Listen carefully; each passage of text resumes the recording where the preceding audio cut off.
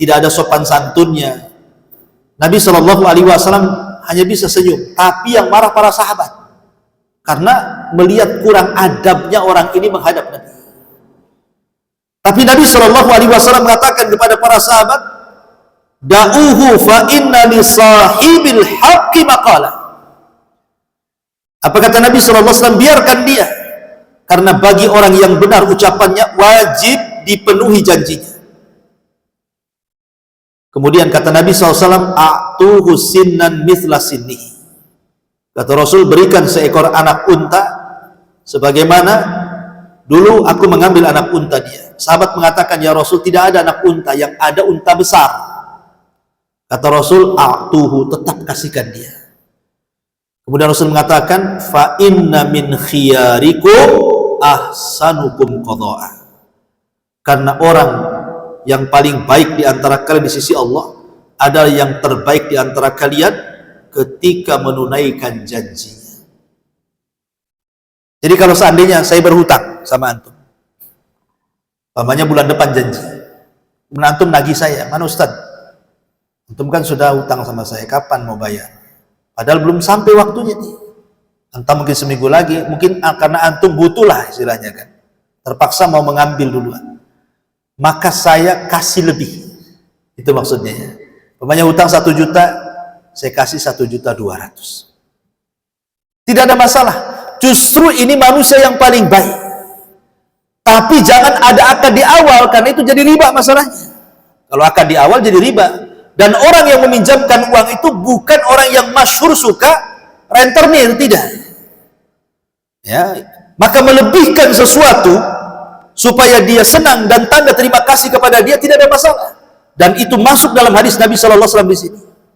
Makanya Nabi Shallallahu Alaihi Wasallam sangat memuji dalam hadisnya, rahimallahu rajulan samhan idza ishtara wa samhan idza ba'a wa samhan idza ishtara wa samhan idza qada wa samhan idza qada. Semoga Allah merahmati orang yang mudah dalam menjual, mudah dalam membeli, mudah dalam menghutang, dan mudah saat membayar hutang. Karena biasanya orang kalau pinjam uang itu mudah, bayarnya ini yang sulit. Paling sulit kalau lagi hutang.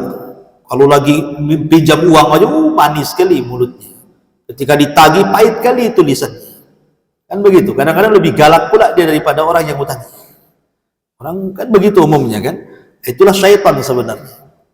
Syaitan sudah bersarang sehingga dia tidak ada amanah lagi. Pada Rasul mengatakan apa? Sebaik-baik kalian adalah orang yang amanah dengan janjinya. Ini yang ke-8. Yang ke-9. Nabi Shallallahu Alaihi Wasallam bersabda, khairukum khairukum li ahli wa ana khairun li ahli. Sebaik-baik kalian di sisi Allah, sebaik-baik kalian di sisi Allah adalah orang yang terbaik untuk keluarganya, dan saya adalah manusia yang paling baik kepada keluarga saya, kata Nabi. Maka yang ke-9 adalah orang yang terbaik di sisi Allah adalah orang yang bisa memposisikan diri kepada keluarganya dan dia memperbaiki keluarganya. Ku anfusakum wa ahlikum nar. Maka dijelaskan dalam sebuah hadis, ma dharaban nabiyyu sallallahu alaihi wasallam imra'atan lahu qat wala jalada khadiman lahu qat. Rasul tidak pernah memukul satu wanita pun. Rasul tidak pernah memukul satu pembantu pun.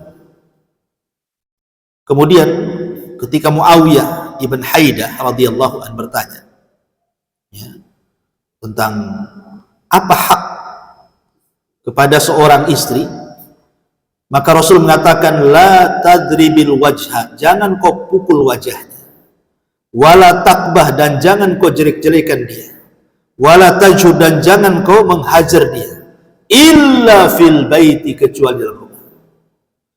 Karena kebanyakan laki-laki kalau tidak ada iman, atau terkadang yang sudah ngaji juga, mungkin ngajinya baru atau gimana, terkadang dia bisa pukul keluarganya, dan sasaran pukul mesti wajah, kan begitu ya. Padahal Allah Subhanahu wa taala ketika menciptakan Adam itu, Allah bentuk Adam itu ala suratihi wajahnya, seperti bentuk yang sangat indah sekali. Makanya kenapa kemudian kita tidak boleh memukul wajah? Karena memukul wajah itu sama dengan menyakiti sang penciptanya Allah Subhanahu wa ta'ala.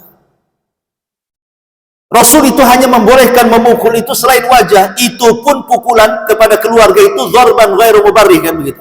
Pukulan yang tidak berbekas, dan itu pun sudah las, artinya sudah tidak bisa lagi kita bersama. Bahasanya kan begitu. Karena pukulan itu sudah terakhir, kan? Apa kata Allah Subhanahu wa ta'ala? Apabila engkau takut istrimu itu melakukan nusuz itu ya selingkuh atau yang semacamnya. Yang pertama, fa'iduhunna, nasihati dulu. Kalau tidak bisa, fahjuruhunna fil madhaji, baru kemudian pisah ranjang. Yang ketiga, fadribuhun, jadi yang terakhir memukul itu. Makanya kenapa kemudian seseorang itu harus adil dalam keluarga, kan?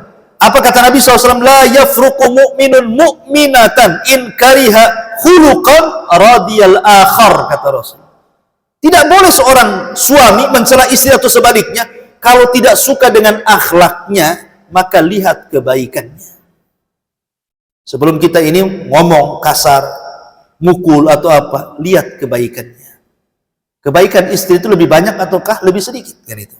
Atau sebelum istri ngomong kasar sama suaminya, lihat kebaikan suaminya lebih banyak ataukah lebih sedikit, supaya bersikap adil di situ maksudnya. Ini yang nomor 9. Dan yang terakhir, hadis yang dikeluarkan Imam At-Tabrani, al-mu'minu ya'laf wa yu'laf wa la khaira fi man la ya'laf wa la yu'laf wa khairun nas anfa'uhum linnas. Orang yang beriman adalah orang yang ramah dan diperlakukan dengan ramah. Tidak ada kebaikan bagi seseorang yang tidak berbuat ramah, dan tidak pula pada seseorang yang tidak diperlakukan dengan ramah. Kemudian kata Rasulullah, sebaik-baik kalian di sisi Allah adalah orang yang paling bermanfaat bagi manusia yang lainnya. Kehadiran kita di tengah-tengah masyarakat itu kalau bisa bermanfaat untuk mereka. Ada kerja bakti, ikut gitu. Tetangga sakit, bantu. Tetangga butuh bantuan, bantu. Pokoknya bermanfaat, banyaklah hal-hal yang bermanfaat itu. Kata Nabi SAW, salah satunya adalah sururun tudkhiluhu ala qalbil muslim, kebahagiaan yang kau tanam ke hati seorang mukmin. Dan ini amalan yang paling afdal, namanya jabrul qulub, ya, menembel hati orang. Itu amalan yang paling dicintai Allah. Ketika ada orang sedih, kita hibur, akhirnya kurangi kesedihannya, gitu ya. Ketika susah, kita bantu, kurangi kesusahannya. Itu disebut jabrul qulub. Karena aneh manusia ini, kadang-kadang, contoh saya sudah sibuk dengan pekerjaan saya sibuk dengan istri saya sibuk dengan anak saya sibuk dengan masalah saya. Tiba-tiba antum datang menghina saya, menggibah saya, mencaci maki saya lagi sibuk, antum datang menyibukkan lagi saya, kan gitu. Dengan kesibukan kita aja di rumah itu sudah luar biasa, jangan kemudian kita datang menyibukkan orang lain. Harusnya kita kurangi beban orang, ini sudah ditambahkan beban orang lain. Kadang-kadang kita ini harus banyak melatih diri untuk memberikan uzur, gitu maksudnya. Kalau ada saudara kita salah itu, kasih uzur. Kalau perlu 100 uzur. Oh enggak lah, mungkin dia begini, begitu, begitu. Supaya ketika memberikan uzur itu, supaya kita tidak langsung bersikap dengan sikap yang tidak baik. Nanti menyakiti orang. Gara-gara ucapan kita tadinya ke masjid, jadi tidak ke masjid. Siapa yang dosa? Orang ini hari-hari ke masjid. Gara-gara ucapan kita sama dia, akhirnya nggak ke masjid. Siapa yang dosa di sini? Kita jadinya, kan? Gara-gara kita dia nggak ke masjid. Kan gitu ya, kan? Ma'asyiral muslimin yang dimuliakan Allah Azza wa Jalla. Maka yang terakhir adalah kata Nabi SAW, khairun nasi anfa'uhum linnas. Sebaik-baik manusia adalah yang bermanfaat bagi manusia yang lainnya. Rawahu Tabrani. Wallahu alam. Ini yang bisa sampaikan, mudah-mudahan ada manfaatnya. Subhanallah bihamdika, asyhadu an la ilaha illa anta, astaghfiruka wa atubu ilaik. Allahu taala alam. Assalamualaikum warahmatullahi wabarakatuh.